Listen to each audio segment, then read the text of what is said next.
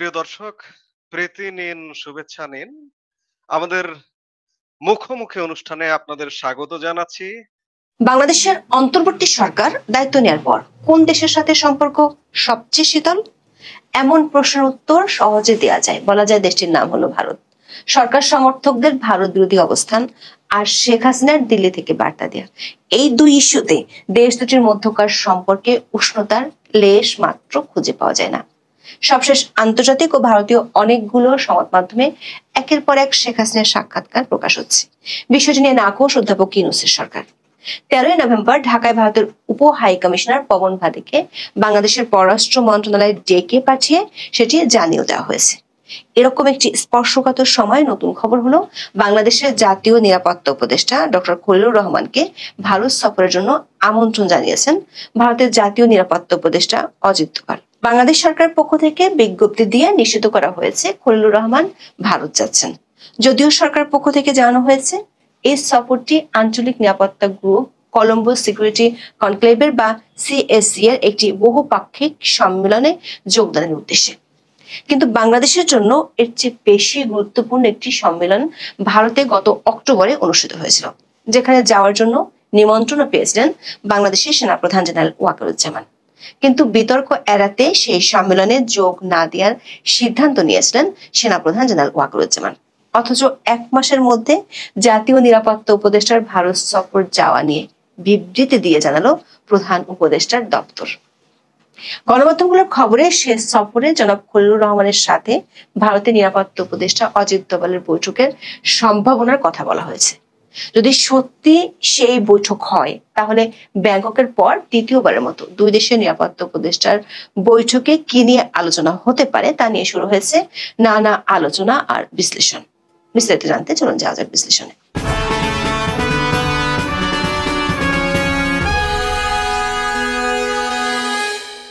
বাংলাদেশের অন্তর্বর্তী সরকারের জাতীয় নিরাপত্তা উপদেষ্টা খলিলুর রহমান ভারত মহাসাগরীয় অঞ্চলের জাতীয় নিরাপত্তা উপদেষ্টাদের সম্মেলনে যোগ দিতে আগামী 19 নভেম্বর দিল্লি সফরে যাচ্ছেন। বাংলাদেশের সংবাদ মাধ্যম দৈনিক প্রথম আলো প্রথম সংবাদটি নজরে আনে।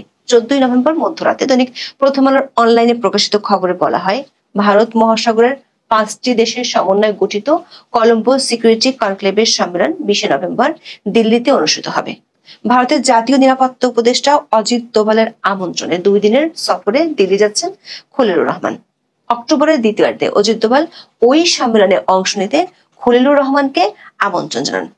এবার ভারত কলম্বো সিকিউরিটি কনক্লেভের বা সিএসসি এর জাতীয় নিরাপত্তা উপদেষ্টাদের 7ম সম্মেলনের স্বাগতিক দেশ।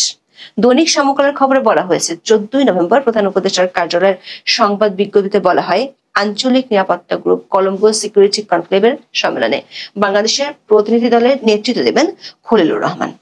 ভারত, শ্রীলঙ্কা, মালদ্বীপ ও মরিশাসের সঙ্গে গত বছর 5ম সদস্য হিসেবে বাংলাদেশ কলম্বো সিকিউরিটি কনক্লেভে যোগ দেয়। সংবাদ বিজ্ঞপ্তিতে বলা হয়, অন্তর্বর্তী সরকার আঞ্চলিক সহযোগিতাকে গুরুত্ব দিচ্ছে এবং বিভিন্ন সংস্থার বৈঠকে সক্রিয়ভাবে অংশ নিচ্ছে। প্রধান উপদেষ্টা ডক্টর মোহাম্মদ ইউনূস বিমস্টেকের সভাপতি নির্বাচিত হয়েছেন। সার্ক পুনর্জীবিত করতে তিনি জোরালোভাবে কাজ করছেন।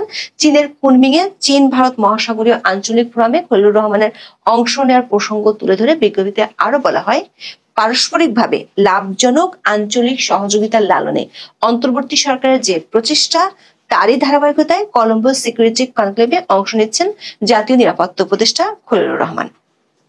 দর্শক, একটি লক্ষণীয় বিষয় হলো, জাতীয় নিরাপত্তা উপদেষ্টা খলিলুর রহমান গত 1 বছরে বহু দেশ সফর করেছেন, অনেকগুলো আন্তর্জাতিক সভায় তিনি অংশ নিয়েছেন, কিন্তু প্রধান উপদেষ্টার দপ্তর থেকে কখনোই বিবৃতি দিয়ে সেটি জানাতে দেখা যায়নি।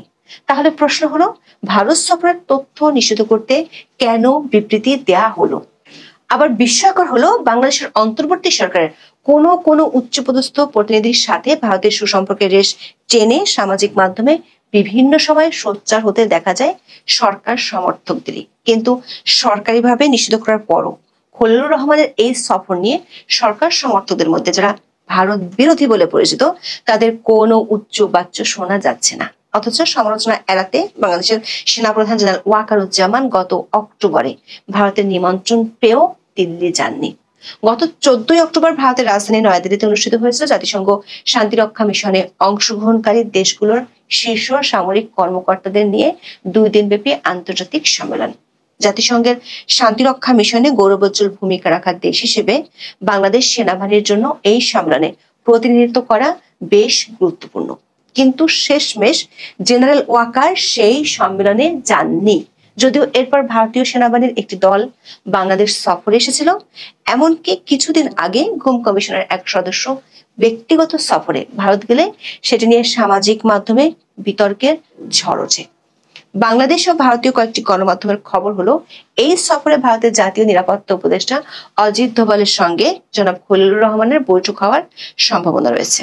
দৈনিক প্রথম আলোর খবরে বলা হয়েছে, দিল্লিতে অবস্থানকালে খলিলুর রহমান এবং অজিত দোভালের পৃথক বৈঠক হবে কিনা এ বিষয়ে ঢাকা এখনো আনুষ্ঠানিকভাবে নিশ্চিত করতে পারেনি। তবে ভারতীয় একটি সূত্র জানিয়েছে, সাম্প্রতিক রাজনৈতিক অস্থিরতার প্রেক্ষাপটে দুই দেশের গুরুত্বপূর্ণ নীতি নির্ধারকদের মধ্যে সরাসরি কথোপকথনের আগ্রহ রয়েছে। ফলে সম্মেলনের ফাঁকে সংক্ষিপ্ত বৈঠকের সম্ভাবনা উড়িয়ে দেয়া যাচ্ছে না। দর্শক, গত বছরের 5ই আগস্ট থেকে নানা ইস্যুতে অধ্যাপক ইউনূসের সরকারের সাথে ভারতের সম্পর্ক বেশ শীতল যাচ্ছে। বিশেষ করে বাংলাদেশের সাবেক প্রধানমন্ত্রী শেখ হাসিনা দিল্লিতে আছেন। প্রথমে তিনি সেখান থেকে সামাজিক যোগাযোগ মাধ্যমে আওয়ামী লীগের নেতাকর্মীদের উদ্দেশ্যে অডিও বার্তা দিতেন। বিষয়টি নিয়ে বাংলাদেশের অন্তর্বর্তী সরকারের বেশ অস্বস্তি ও আপত্তি ছিল। এমনকি ব্যাংককে ভারতের প্রধানমন্ত্রী নরেন্দ্র মোদীর সাথে বৈঠকে অধ্যাপক ইউনূস বিষয়টি তুলে ধরেছিলেন। এরপর অনেকবার অধ্যাপক ইউনূস ও তার প্রতিনিধিরা বিষয়টি নিয়ে কথা বলেছেন। সম্প্রতি আন্তর্জাতিক ও ভারতীয় অনেকগুলো গণমাধ্যমে শেখ হাসিনার সাক্ষাৎকার ছাপা হয়েছে। সবশেষ বিবিসি ওয়ার্ল্ড সার্ভিসেও তার সাক্ষাৎকার প্রকাশিত হয়েছে। শেখ হাসিনার সাক্ষাৎকার দেয়া নিয়ে অস্বস্তি এবং আপত্তির কথা ভারত সরকারকে জানিয়েছে বাংলাদেশের পররাষ্ট্র মন্ত্রণালয়। ঠিক তার একদিন পরে অধ্যাপক ইউনূসের দপ্তর থেকে বার্তা দেওয়া হলো, খলিলুর রহমান ভারত সফরে যাচ্ছেন। আবার সেই সফরে ভারতের জাতীয় নিরাপত্তা উপদেষ্টা অজিত দোভালের সাথে 1-to-1 বৈঠকেরও সম্ভাবনা আছে। দর্শক, অধ্যাপক ইউনূসের ঘোষণা অনুযায়ী ত্রয়োদশ জাতীয় সংসদ নির্বাচনের আর বাকি 3 মাসেরও কম সময়। এত দিন বিতর্ক এড়াতে সরকারের প্রতিনিধিরা যেখানে ভারত সফর এড়িয়ে গেছেন, সেখানে অধ্যাপক ইউনূসের প্রভাবশালী একজন উপদেষ্টা ঘোষণা দিয়ে ভারত যাচ্ছেন। এর মধ্যে ভারতের চিকেন নেক ও বাংলাদেশের লালমনিরহাট সীমান্তে দুই দেশের সামরিক তৎপরতার খবর দুই দেশের গণমাধ্যমে প্রকাশিত হয়েছে। মাত্র 1 ঘন্টা আগে আন্তর্জাতিক সংবাদ মাধ্যম ডয়েচে ভেলে একটি খবর প্রকাশ করেছে। সেখানে বলা হয়েছে, বাংলাদেশে ভারত বিরোধী প্রচারণা আর পাকিস্তানের সাথে বাংলাদেশের অভূতপূর্ব সম্পর্কের কারণে ভারত সরকার চিকেন নেক সীমান্তে সামরিক সক্ষমতা বাড়াচ্ছে। আবার শেখ হাসিনার বিরুদ্ধে মানবতা বিরোধী অপরাধের মামলার রায়কে ঘিরে এরই মধ্যে দেশের রাজনৈতিক পরিস্থিতি উত্তপ্ত হয়ে উঠেছে। শেখ হাসিনার সাক্ষাৎকার দেয় অস্বস্তিতে আছে অন্তর্বর্তী সরকার। নির্বাচনের আগে আওয়ামী লীগের নিষেধাজ্ঞা তুলে নেওয়ার জন্য আন্তর্জাতিক চাপও আছে। ভারত সরকারও বেশ কয়েকবার বলেছে তারা বাংলাদেশে অন্তর্ভুক্তিমূলক নির্বাচন চায়। মোট কথা, ভারতকে ঘিরে বাংলাদেশের জন্য প্রভাব রাখতে পারে এমন বহু ইস্যু আছে এই মুহূর্তে।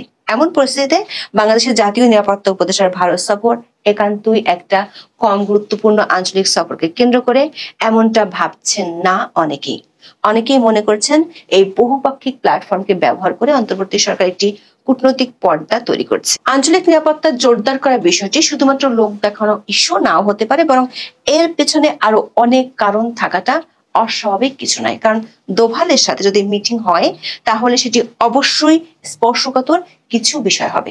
দোভাল ভারতের সবচেয়ে প্রভাবশালী কৌশলবিদদের একজন, যিনি মিয়ানমার ও পাকিস্তানের সার্জিক্যাল স্ট্রাইক, ডোকলাম সমস্যার মোকাবেলা এবং কাশ্মীরে 370 ধারা প্রত্যাহারের মতো উচ্চ ঝুঁকিপূর্ণ নিরাপত্তা বিষয়ে কেন্দ্রীয় ভূমিকা পালন করছেন। দোভাল সরাসরি ভারতের প্রধানমন্ত্রীর সঙ্গে কাজ করেন এবং ভারতের নিরাপত্তা এজেন্ডা বাস্তবায়নে সর্বোচ্চ ক্ষমতা রাখেন। আবার দোভাল ও খলিলুর রহমানের সাথে যোগাযোগের একটি ব্যাক চ্যানেল ইতিমধ্যে সক্রিয় ছিল।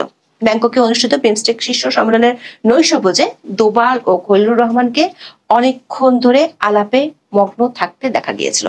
বৈঠকের পর খলিলুর রহমান এর বিষয়বস্তু নিয়ে সরাসরি মুখ খুলেননি। এমনকি দুই নিরাপত্তা উপদেষ্টার সাথে যদি আঞ্চলিক ইস্যুতে আলোচনা হয়, সেখানেও চলে আসবে ইন্দো প্যাসিফিক ইস্যু। সেই ইস্যুতে আবার জড়িয়ে আছে দুই পরাশক্তি চীন ও যুক্তরাষ্ট্র। ভারত এরই মধ্যে অভিযোগ করেছে অধ্যাপক ইউনূসের শাসনামলে উগ্রপন্থীরা মাথা চাড়া দিয়ে উঠছে। এই বিষয়টি আঞ্চলিক নিরাপত্তার ক্ষেত্রে গুরুত্বপূর্ণ একটি বিষয়। দর্শক, বাংলাদেশের নির্বাচনের আর যেখানে 90 দিনও বাকি নেই, সেই সময় এসে ভারতের সাথে এমন একটি উচ্চ পর্যায়ের দ্বিপাক্ষিক বৈঠকের সম্ভাবনা অনেক কিছুর ইঙ্গিত দেয়। কলম্বো সিকিউরিটি কনক্লেভ একটি আনুষ্ঠানিক মোড়ক হলেও অজিত দোভালের আমন্ত্রণে জাতীয় নিরাপত্তা উপদেষ্টা স্তরের এই সফরের প্রধান উদ্দেশ্য হতে পারে অনেক অমীমাংসিত বিষয় নিয়ে অন্তর্বর্তী সরকারের শেষ সময় আলোচনা। যদি এই বৈঠক হয়, তাহলে বৈঠকের সফলতা নির্ভর করবে পর্দার আড়ালের সংবেদনশীল বিষয়গুলোতে বাংলাদেশ কতটুকু স্পষ্ট ও বিশ্বাসযোগ্য আশ্বাস দিতে পারে তার উপর। সেটি হলে হয়তো সামনের দিনগুলোতে অনেক কিছু নতুন করে দেখা যেতে পারে, যেটি গত 16 মাসে দুই দেশের সম্পর্কে দেখা যায়নি। আর যদি এর বিপরীতটি ঘটে, তাহলে হয়তো অন্তর্বর্তী সরকারের শেষ সময় কূটনৈতিক চ্যালেঞ্জ আরো বাড়তে পারে। মোট কথা, সম্ভাব্য এই বৈঠকটি আগামী দিনগুলোতে বিশেষ করে অন্তর্বর্তী সরকারের আমলে ভারত বাংলাদেশ সম্পর্কের গতিপথ নির্ধারণে এবং বাংলাদেশের অভ্যন্তরীণ স্থিতিশীলতা রক্ষায় এক গভীর প্রভাব ফেলতে যাচ্ছে। আমাদের পাশের গ্রামে একটা ব্যক্তি ছিল, তাকে সবাই ফুলবাবু ডাকতো, ফাপড়বাজি করতো, কিন্তু মূলত তার মধ্যেখানে কিছুই ছিল না। এবং যে ধরনের ব্যক্তিদেরকে তিনি জড়িয়ে ফাপড়বাজি করতেন, সেই সব ব্যক্তিরা তাকে চিনতই না, তাকে 2 পয়সার পাত্তাই দিত না। এই ফুলবাবুর কথা আমার মনে পড়তেছে বর্তমান অন্তর্বর্তীকালীন সরকারের কর্মযোগ্য দেখে। আমাদের শান্তির রাজা সুদখোর ইউনূস আজকে বলেছে আওয়ামী লীগ নির্বাচনে অংশ নিতে পারবে না। শান্তির রাজা কি জানে না যে আওয়ামী লীগ তার মতো সুদখোরের নেতৃত্বে কোনোদিনও নির্বাচনে আসবে না? যদি এই সরকার আওয়ামী লীগকে হাতে পায়ে ধরে ক্ষমা চেয়েও যদি বলে শেখ হাসিনাকে যে আপা আপনি আসেন, নির্বাচন করেন, ফ্রি অ্যান্ড ফেয়ার ইলেকশন বাংলাদেশে আমরা করব, শেখ হাসিনা কি নির্বাচনে আসবে? আপনাদের কি মনে হয় শেখ হাসিনা আসবে? শেখ হাসিনা নির্বাচনে অংশ নেবার মতো প্রেক্ষাপট এই সরকার রেখেছে? এই সরকারের কোন নিরপেক্ষতা আছে? এই সরকার বায়াস্ট, জামাতিদের সরকার, এই সরকার পাকপন্থী সরকার। এই সরকারের অধীনে যে নিরপেক্ষ ইলেকশন হবে না, এটা তো বাংলাদেশের সর্বময় মানুষ জানে। বাংলাদেশের বুদ্ধিজীবী, সুশীল, সংবাদ মাধ্যম কর্মী সবাই বুঝে গেছে যে ইউনূস কখনো নিরপেক্ষ ছিল না। ইউনূস প্রথম থেকেই 2 নাম্বার। এই 2 নাম্বারের নেতৃত্বে কি আওয়ামী লীগ নির্বাচনে অংশ নেবে? কোথাকার কোন ব্রিটিশ এক মন্ত্রী আসছে বাংলাদেশে, তার সাথে সাক্ষাতের পর সুদখোর বলেছে আওয়ামী লীগের বিরুদ্ধে মামলা চলমান, তাদের নিবন্ধন স্থগিত করা হয়েছে, তার নির্বাচনে অংশ নেবে না। কিন্তু সুদখোর কি জানে যে আওয়ামী লীগ খোদ এই সুদখোরের নেতৃত্বে নির্বাচনে অংশ নেবে না? আওয়ামী লীগ নির্বাচনে অংশ নিতে পারবে না, মেনে নিলাম। কিন্তু সুদরাজ, আপনি নির্বাচনটা করে দেখান না। আপনি তো বলেছেন ফেব্রুয়ারিতে নির্বাচন হবে, কিন্তু ফেব্রুয়ারি কোন সপ্তাহে হবে, কয় তারিখে হবে, এখন পর্যন্ত ঘোষণা করতে পারেন নাই। অলরেডি নভেম্বর অর্ধেক চলে গেছে, এখন পর্যন্ত আপনি ঘোষণা করতে পারেন নাই কোন মাসে বাংলাদেশ নির্বাচন হবে। আপনি যে নির্বাচনের নামে মূলা ঝুলাচ্ছেন এবং এই নির্বাচনকে প্রলম্বিত করে আপনি যে পালায় যাওয়ার জন্য সব ধরনের বন্দোবস্ত করতেছেন, এটা কিন্তু আমরা জানি। স্যার, আপনি জানেন না সবকিছু? আন্তর্জাতিক গণমাধ্যম কি স্যার আপনি দেখেন না? আন্তর্জাতিক গণমাধ্যমগুলা যে ইউটার্ন নিয়েছে তারা, আপনি কি বুঝতে পারছেন না স্যার? বিবিসি আপনার পক্ষে ছিল, ডিপ স্টেটের দালাল পত্রিকা বিবিসিও কিন্তু স্যার আপনার পক্ষ থেকে সরে এসেছে। আল জাজিরা যেটা দিয়ে প্রপাগান্ডা চালিয়েছেন বিগত 5 বছর, আল জাজিরাও কিন্তু পল্টি মেরেছে। আল জাজিরাও কিন্তু শেখ হাসিনার চমৎকার চমৎকার ছবি দিয়ে সংবাদ প্রকাশ করতেছে। বিবিসি পল্টি মেরেছে স্যার, বিবিসি এটা বানা যায় স্যার। বিবিসি তো সরাসরি ডিপ স্টেটের একটা পার্ট, বিবিসি আপনার সাথে পল্টি নিয়ে নিল স্যার। স্যার এইভাবে আপনি টিকতে পারবেন স্যার? স্যার, আপনার নিরাপত্তা উপদেষ্টাকে কেন ভারতে পাঠিয়েছেন আমরা কি জানি না স্যার? আমাদের কি বলতে বলেন স্যার? বলবো স্যার। দেখেন, আপনাদের উদ্দেশ্যে কয়েকটা কথা বলি। নির্বাচন এই সরকার দিতে পারবে না এবং ইউনূস নির্বাচন অব্দি স্টে করতে পারবে না, এইটুকু নিশ্চয়তা আমি আপনাদেরকে দিচ্ছি। এবং ইউনূস চলে যাওয়ার সময় কোনো কাকপক্ষীয় টের পাবে না। বিশেষ করে এনসিপির এই তথাকথিত জাউরারা, যারা ইউনূসের ক্ষমতা বলে এখন জানোই তা করতেছে, যাচ্ছে তাই করতেছে। 15 মাস পরে এসেও যারা বঙ্গবন্ধুর ভাস্কর্য ভাঙতেছে, আওয়ামী লীগের নেতাকর্মীদেরকে মব করতেছে, সাধারণ পথচারীদেরকে মব করতেছে। গতকাল ধানমন্ডি 32 একটা মধ্যবয়স্ক নারীকে মব করে তাকে গ্রেফতার দেখানো হয়েছে এবং আজকে দেখলাম তাকে জুলাই হত্যা চেষ্টা মামলায় ঢুকিয়ে কারাগারে প্রেরণ করা হয়েছে। রাষ্ট্র কোথায় গিয়ে ঠেকেছে আপনারা বুঝতে পারছেন? একজন পথচারী নারী, সে কিনা ধানমন্ডি 32 দিয়ে হেঁটে যাওয়ার কারণে তাকে জুলাই হত্যা চেষ্টা মামলায় অন্তর্ভুক্ত করা হয়েছে। এটা রাষ্ট্র?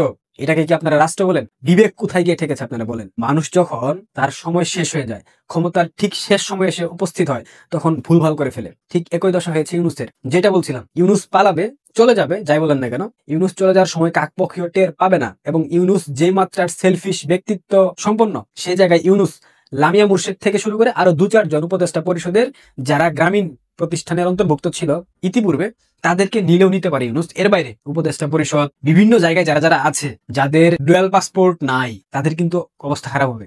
একটাও সেফ এক্সিট পাবে না। বিশেষ করে এই এনসিপি টুকাইরা ঘুণাক্ষরও টের পাবে না ইউনূস চলে যাচ্ছে। ইউনূস চলে যাবে, এরপর দেখবেন আপনারা মিডিয়াতে সেনাপ্রধান, হয়তো রাষ্ট্রপতি, হয়তো বা অন্য কেউ, প্রধান বিচারপতি, যাই হোক না কেন, সে বলবে মিডিয়ার সামনে এসে ইউনূস চলে গেছে। এই যে তোরা যে এই ধরনের ন্যাক্কারজনক ঘটনা ঘটাচ্ছিস দিনের পর দিন, এখন পর্যন্ত তোরা মব সন্ত্রাস কর্মযোগ্য বন্ধ করতে পারিস নাই।